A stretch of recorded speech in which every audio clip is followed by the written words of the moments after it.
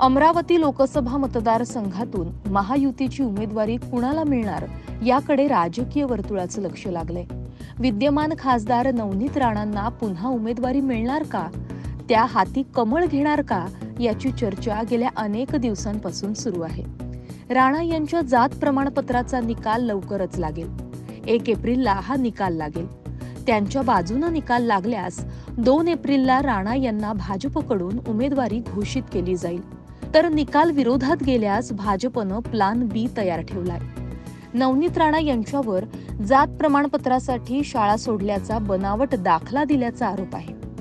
राणा यांच्या वडिलांनी फसवणूक करून प्रमाणपत्र मिळवल्याचा आरोप आहे।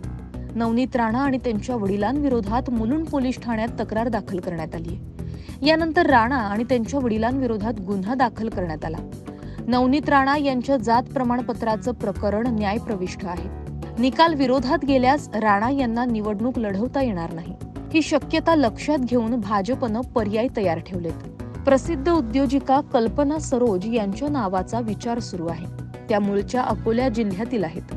दिवंगत रिपब्लिकन नेते रा.सु. गवई यांच्या कन्या कीर्ती गवई यांच्यासह एका माजी IAS अधिकाऱ्यांचं नावही विचाराधीन आहे। दरम्यान त्यामुळे भाजपकडे अमरावतीसाठी 3 पर्याय आहेत। राणा यांच्या विरोधात निकाल गेल्यास या तिघांपैकी एका नावावर शिक्कामोर्तब होऊ शकतो। Bureau report, Maharashtra news 24।